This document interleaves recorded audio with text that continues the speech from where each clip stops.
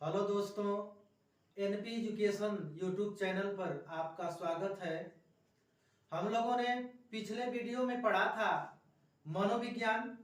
मनोविज्ञान को इंग्लिश में साइकोलॉजी के नाम से जानते हैं और उसके अंतर्गत बताया गया था कि मनोविज्ञान की उत्पत्ति के अंतर्गत कौन कौन सी परिभाषाएं दी गई थी।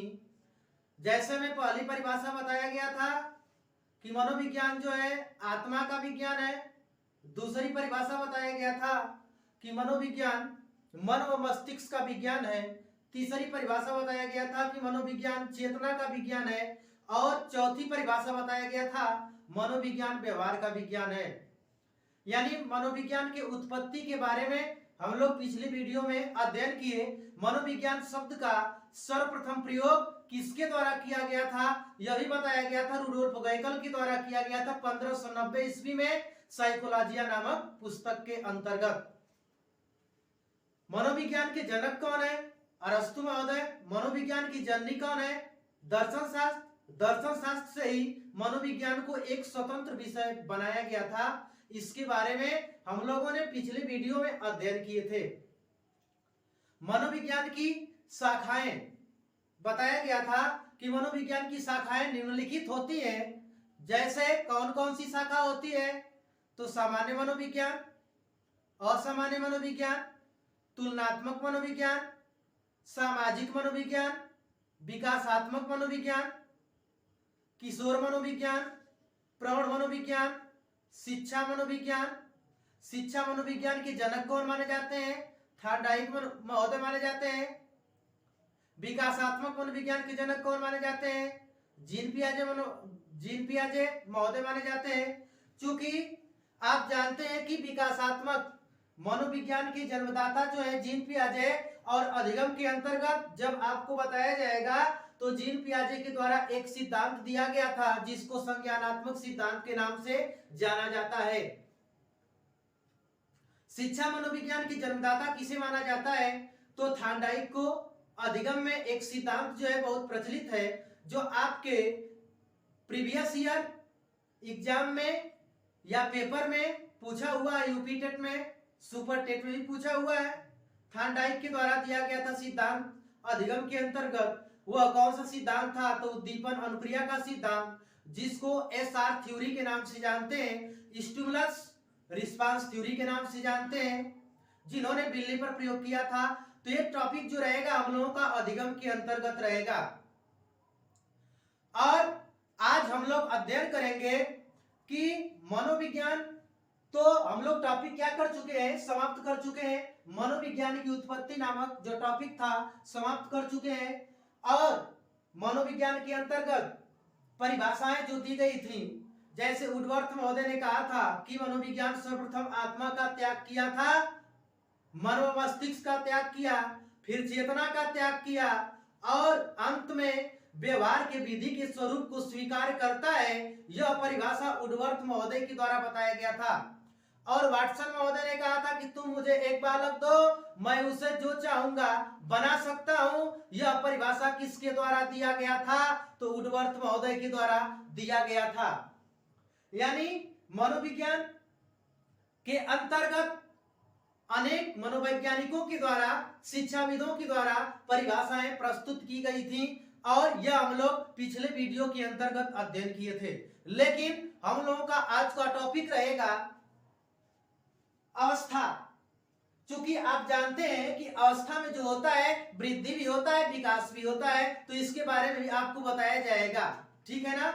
तो इसे जानने से पहले हम लोग यह भी जानेंगे कि विकास क्या होता है, विकास की क्या परिभाषाएं होती हैं। मनोवैज्ञानिकों ने विकास की क्या कौन कौन सी परिभाषाएं दी थी। वृद्धि की परिभाषा क्या होती है, विकास और वृद्धि के अंतर्गत अंतर क्या है, यानी वृद्धि में क्या अंतर है, विकास में क्या अंतर है, इसके बारे में हम लोग क्या करेंगे? अध्ययन करेंगे। चलते हैं अपने टॉपिक पे। अवस्था। अवस्था के अंतर्गत आप जानते हैं कि रास महोदय के द्वारा चूंकि अवस्थाएं 4 प्रकार की बताई गई थी, वह कौन कौन सी अवस्था? तो शैशवावस्था, बाल्यावस्था, किशोरावस्था, प्रौढ़ावस्था। ठीक है ना? अर्थात मुख्य रूप से राष्ट्र महोदय के द्वारा मनोविज्ञान के अंतर्गत यानी बाल विकास के अंतर्गत, चूंकि आप जानते हैं कि मनोविज्ञान की शाखाएं के अंतर्गत बाल विकास आता है, जिसको बाल मनोविज्ञान कहा जाता है, और बाल मनोविज्ञान के जनक माने जाते हैं स्टेनले हॉल महोदय, जिन्होंने कहा था किशोरावस्था के अंतर्गत एक स्टेटमेंट दिए थे। किशोरावस्था एक तनाव, तूफान, विचित्र और विरोध की अवस्था है। यह जो किसकी अवस्था किसका स्टेटमेंट माना जाता है, तो स्टेनले हॉल का स्टेटमेंट माना जाता है। और किशोर मनोविज्ञान के जनक भी कौन माने जाते हैं, तो स्टेनले हॉल महोदय माने जाते हैं। चलते हैं अवस्था। चूंकि आप जानते हैं कि वृद्धि और विकास, यदि आपसे क्वेश्चन किया जाता है कि बालक का वृद्धि और विकास कहां से प्रारंभ हो जाता है, तो आपका उत्तर होगा कि बालक का वृद्धि और विकास जो होता है मां के गर्भावस्था से प्रारंभ हो जाता है। ठीक है ना। तो हम लोग गर्भावस्था के बारे में जानने का प्रयत्न करेंगे, प्रयास करेंगे। फिर उसके बाद वृद्धि क्या होता है, फिर विकास क्या होता है, वृद्धि और विकास में अंतर कौन कौन सी होती है या क्या क्या होती है, तो इसके बारे में अध्ययन किया जाएगा। चलते हैं। गर्भावस्था को परिभाषित करना होगा तो आप कह सकते हैं कि गर्भपिंड से लेकर के जन्म लेने तक की अवधि क्या कहलाती है, गर्भावस्था कहलाती है। यानी गर्भाधान से लेकर के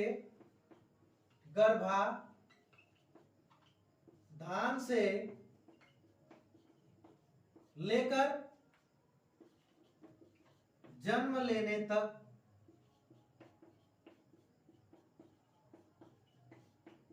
की अवधि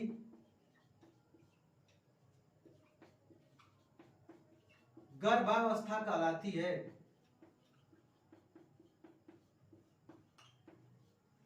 ठीक है ना।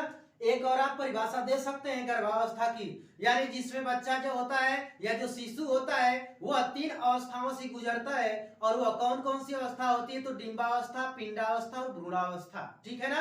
यानी आप यह भी बता सकते हैं कि जिसमें बालक डिंबावस्था से, पिंडावस्था से और भ्रूणावस्था से गुजरता है, वही अवस्था क्या मानी जाती है, तो गर्भावस्था मानी जाती है। क्या मानी जाती है, गर्भावस्था। और गर्भावस्था को इंग्लिश में कंसेप्शन पीरियड के नाम से जानते हैं। ठीक है। तो गर्भावस्था की परिभाषा, गर्भाधान से लेकर के जन्म लेने तक की अवधि गर्भावस्था कहलाती है। गर्भावस्था को 3 भागों में विभाजित किया गया है। और वह कौन कौन सा भाग है, तो वह कौन कौन सा भाग है, तो आप बता सकते हैं डिंबावस्था दूसरा, पिंडावस्था तीसरा, भ्रूणावस्था। ठीक है ना। यानी गर्भावस्था को कितने भागों में बांटा गया है, तो 3 भागों में बांटा गया है अध्ययन की दृष्टि से। और वह कौन कौन सा भाग है, तो डिंबावस्था, पिंडावस्था, भ्रूणावस्था। ठीक है ना। तो यहां से क्वेश्चन प्राय बन जाते हैं और इसके बारे में हम लोग जानेंगे। डिंबावस्था किसे कहते हैं, डिंबावस्था को यदि परिभाषित करना हो तो हम कह सकते हैं कि गर्भाधान से लेकर के 2 सप्ताह तक की अवधि डिंबावस्था कहलाती है। गर्भाधान से लेकर के 2 सप्ताह तक की अवधि क्या कहलाती है, तो डिंबावस्था कहलाती है। और डिंब का आकार जो होता है अंडे के समान होता है, और यह जो डिंब होता है मां की नलिका में इधर उधर तैरता है तथा गर्भाशय तक पहुंचता है। और गर्भनाल के द्वारा मां के रुधिर प्रवाह में डिंब अपना आहार प्राप्त करता है। कहने का मतलब क्या है, कहने का मतलब यह है कि डिंब को आहार कहां से प्राप्त होता है, तो हम लोगों का उत्तर होगा कि मां के रुधिर प्रवाह से डिंब को आहार प्राप्त होता है। तथा डिंब जो होता है, डिंब में वृद्धि और विकास मां के खान पान पर डिपेंड करता है। क्योंकि आप जानते हैं कि गर्भावस्था के अंतर्गत शिशु का जो वृद्धि और विकास जो होता है बहुत तीव्र गति से होता है। ठीक है ना। यानी डिंबावस्था को हम लोग परिभाषित किए कि गर्भाधान से लेकर के 2 सप्ताह तक की अवधि क्या कहलाती है, डिंबावस्था कहलाती है। और इस अवस्था में डिंब का आकार अंडे के समान होता है जो मां के गर्भाशय में तैरता रहता है तथा गर्भनाल में मां के रुधिर के प्रवाह से डिंब को आहार प्राप्त होता है। इतना पॉइंट डिंबावस्था के बारे में हम लोग क्या किए, अध्ययन किए। लेकिन दूसरी अवस्था क्या बताई गई, पिंडावस्था। पिंडावस्था को यदि परिभाषित करना हो तो हम कह सकते हैं कि 3 सप्ताह से लेकर के 2 माह तक की अवधि पिंडावस्था कहलाती है। कितने सप्ताह से लेकर के, तो 3 सप्ताह से लेकर के 2 माह तक की अवधि क्या कहलाती है, पिंडावस्था कहलाती है। और इस अवस्था में गर्भपिंड मानव का आकृति धारण कर लेता है। लगभग 6 सप्ताह का जब गर्भपिंड होता है तो उसमें हृदय की धड़कन प्रारंभ हो जाती है, फिर ग्रंथियों का विकास होता है, यानी ग्रंथियों का निर्माण हो जाता है, फेफड़ा का निर्माण हो जाता है, सांस नली का निर्माण हो जाता है। किस अवस्था में हो जाता है, तो आपका उत्तर होगा पिंडावस्था में हो जाता है। किस अवस्था में हो जाता है, तो पिंडावस्था में हो जाता है। तथा इसी अवस्था में यानी पिंडावस्था में गर्भनाल में क्या होता है, फैलाव होता है। तो ये सब पॉइंट किसके अंतर्गत, पिंडावस्था के अंतर्गत, ठीक है ना। यानी पिंडावस्था की परिभाषा वह अवस्था जो 3 सप्ताह से प्रारंभ होती है और लगभग कितने माह तक चलती है, तो 2 माह तक चलती है, पिंडावस्था कहलाती है। तीसरा जो प्रकार है या भाग है भ्रूणावस्था। यदि भ्रूणावस्था को परिभाषित करना हो तो हम कह सकते हैं कि 3 माह से लेकर के 9 माह तक की अवधि, 3 माह से लेकर 9 माह तक की अवधि क्या कहलाती है, भ्रूणावस्था कहलाती है। क्या कहलाती है, भ्रूणावस्था कहलाती है। या हम यह भी कह सकते हैं कि 3 माह से लेकर के जन्म लेने तक की अवधि क्या कहलाती है, भ्रूणावस्था। लेकिन एक बात यह याद रखना है कि भ्रूणावस्था में किसी नवीन अंग का विकास नहीं होता, बल्कि पिंडावस्था में जो निर्मित अंग होते हैं उनमें वृद्धि होता है, उनमें विकास होता है।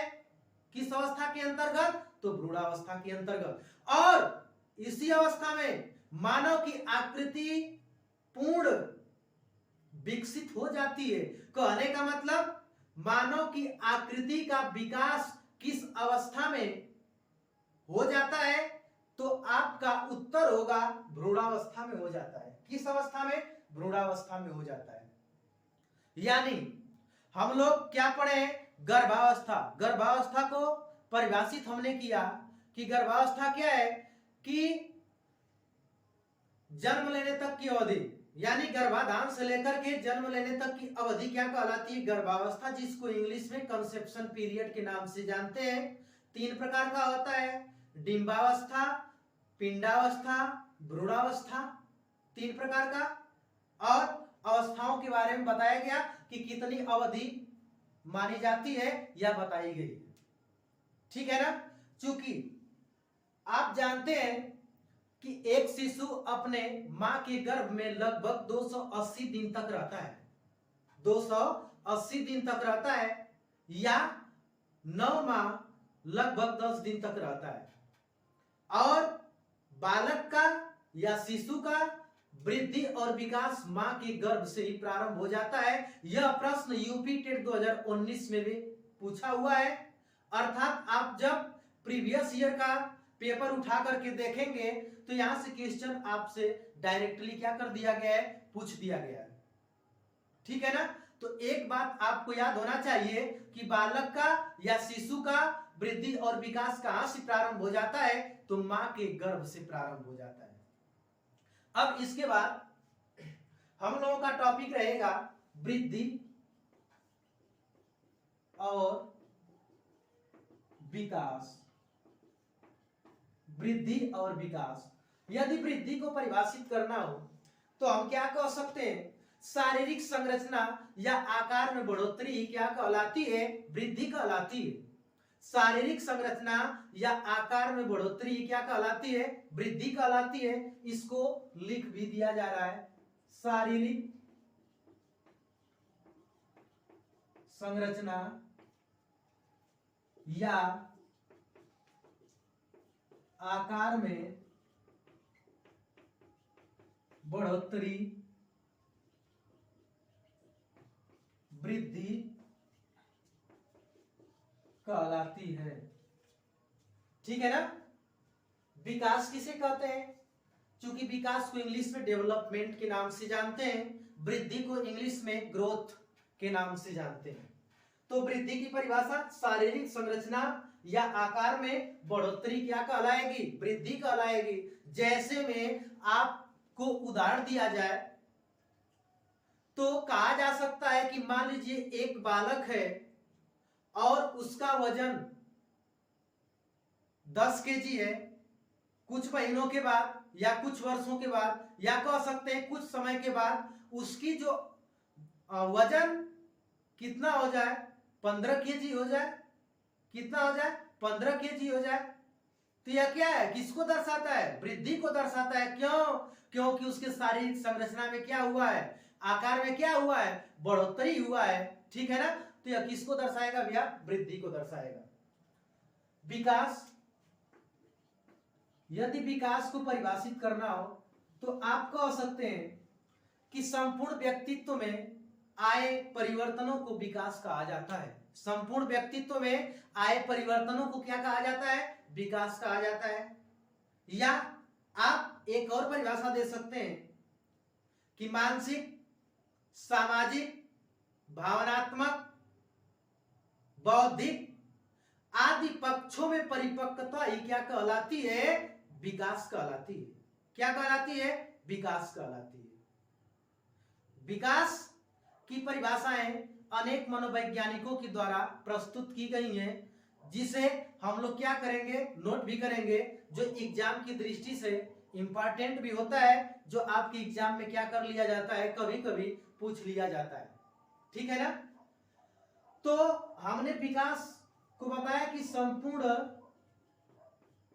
व्यक्तित्व में आए परिवर्तनों को या हुए परिवर्तनों को विकास कहा जाता है। क्या कहा जाता है? विकास कहा जाता है। ठीक है ना?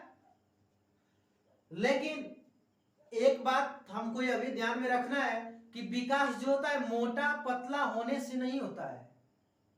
विकास क्या मोटा पतले से नहीं होता है, बल्कि परिपक्वता की ओर क्या करता है? वह परिपक्वता की ओर विकास क्या करता है? तो अग्रसर होता है। परिपक्वता की ओर क्या होता है? अग्रसर होता है। ठीक है ना? या सामाजिक, मानसिक या बौद्धिक आदि पक्षों में परिपक्वता ही क्या कहलाएगी? विकास कहलाएगी। ठीक है? इसके बाद विकास की परिभाषा जेम्स ड्रेवर के द्वारा दिया गया। क्या बताया गया? जेम्स ड्रेवर ने अपना स्टेटमेंट दिए थे कि विकास प्राणी में होने वाला प्रगतिशील परिवर्तन है। विकास प्राणी में होने वाला प्रगतिशील परिवर्तन है। प्रगतिशील क्या है? परिवर्तन है जो किसी लक्ष्य की ओर निर्देशित होता रहता है। जो किसी लक्ष्य की ओर निर्देशित होता रहता है। यह किसके द्वारा परिभाषा दिया गया था? किसके द्वारा दिया गया था? तो जेम्स ड्रेवर के द्वारा दिया गया था। मुनरो महोदय ने कहा था परिवर्तन श्रृंखला की वह अवस्था जिसमें बच्चा भ्रूणावस्था से लेकर के प्रौढ़ावस्था तक गुजरता है, विकास कहलाती है। ठीक है ना? किसके द्वारा? तो मुनरो महोदय के द्वारा, मुनरो के अनुसार इन्होंने विकास को परिभाषित किया कि परिवर्तन श्रृंखला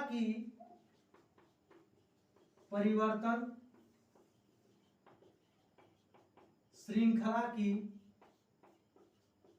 वह अवस्था जिसमें बच्चा भ्रूणावस्था से लेकर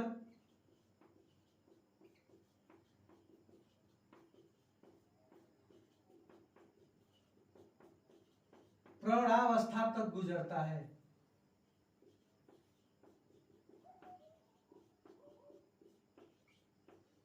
प्रौढ़ावस्था तक गुजरता है, विकास कहलाती है। विकास कहलाती है। यह किसके द्वारा परिभाषा दिया गया था? तो मुनरो के द्वारा दिया गया था। ठीक है ना? यानी मान लीजिए कि विकास जो होता है शारीरिक, मानसिक, सामाजिक आदि पक्षों में परिपक्वता को दर्शाता है। ठीक है, इसके बाद हम लोग अध्ययन करेंगे वृद्धि और विकास में अंतर। वृद्धि और विकास में अंतर जानने का प्रयास करेंगे कि वृद्धि में क्या अंतर होता है और विकास, दोनों में अंतर क्या होता है। तो हम एक तरफ हो जा रहे हैं और आप इसका स्क्रीनशॉट ले सकते हैं, फिर इसके बाद हम इरेज करेंगे।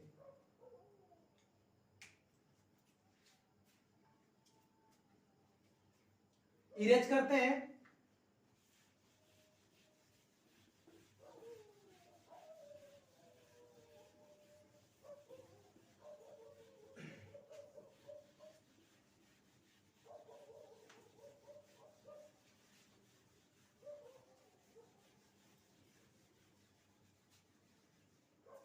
हेडिंग हम लोगों का क्या रहेगा?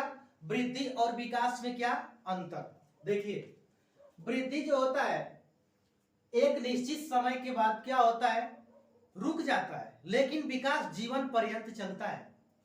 विकास क्या होता है? जीवन पर्यंत चलने वाली प्रक्रिया है। विकास कभी नहीं रुकती, लेकिन वृद्धि एक निश्चित समय के बाद क्या हो जाती है? रुक जाती है। ठीक है, विकास के अंतर्गत केवल एक पक्ष को लिया जाता है, यानी विकास एक पक्षी होती है, बल्कि वृद्धि क्या होती है? बहुपक्षी होती है। और एक पक्षी वृद्धि कैसे होती है? तो केवल शारीरिक पक्ष से संबंधित होता है। किससे संबंधित होता है? तो शारीरिक पक्ष। इसी को दर्शा रहा है कि वृद्धि क्या है भैया? एक पक्षी है, बल्कि विकास बहुपक्षी होती है। यानी विकास के अंतर्गत कई तत्व सम्मिलित हैं। कौन कौन से तत्व सम्मिलित हैं? तो सामाजिक तत्व यानी सामाजिक पक्ष को ले सकते हैं, मानसिक पक्ष को ले सकते हैं, संवेगात्मक पक्ष को ले सकते हैं, ठीक है, बौद्धिक पक्ष को ले सकते हैं, भावनात्मक पक्ष को ले सकते हैं। यानी कई पक्ष के हैं, सम्मिलित हैं। इसीलिए विकास का एक, यानी क्या? विकास एक व्यापक शब्द है। विकास क्या है? एक व्यापक शब्द है, लेकिन वृद्धि एक क्या है? सीमित शब्द है। यानी कह सकते हैं कि विकास के अंदर ही क्या आता है? वृद्धि आता है। ठीक है ना? विकास के अंदर ही क्या आता है? वृद्धि आता है। वृद्धि को मापा या तौला जा सकता है। आप पढ़े होंगे अंतर में, वृद्धि और विकास में, कि वृद्धि को मापा या तौला जा सकता है, लेकिन विकास का मापन करना संभव नहीं है। मापन किया जा सकता है विकास का, लेकिन उसके लिए एक मनोवैज्ञानिक क्या? टेस्ट की आवश्यकता होगी। किसकी आवश्यकता? मनोवैज्ञानिक परीक्षण की आवश्यकता होगी, तभी विकास को क्या किया जा सकता है? मापा जा सकता है।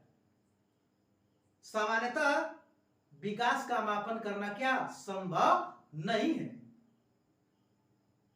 वृद्धि का मापन करना संभव है, मापा जा सकता है, तौला जा सकता है। कैसे? उदाहरण आप दे सकते हैं। जैसे एक बालक है, उसकी लंबाई 3 फीट है। कुछ वर्षों के बाद उसकी लंबाई 5 फीट हो जाती है, तो आप उसका क्या किए, मापन किए हैं, अर्थात उसके शारीरिक पक्ष का मापन किए हैं, जो एक पक्ष से संबंधित है उसकी लंबाई को दर्शा रहा है, ठीक है ना, उसका मापन किए हैं, माप सकते हैं, तौल सकते हैं, तो ये क्या है, वृद्धि है। विकास का मापन करना संभव नहीं है। विकास जो होता है सामान्य से विशिष्ट की ओर होता है, या आप कह सकते हैं कि सरल से क्या कठिन की ओर होता है। तो ये सब पॉइंट जो है वृद्धि और विकास के अंतर्गत अंतर में हम लोग पढ़ेंगे, वृद्धि और विकास में अंतर पढ़ेंगे। तो आज यहीं तक वीडियो रहेगा, फिर मिलते हैं अगले एपिसोड में। आप लोग बने रहिए। मनोविज्ञान की सभी यानी संपूर्ण मनोविज्ञान को बताया जाएगा। ठीक है, धन्यवाद, जय हिंद।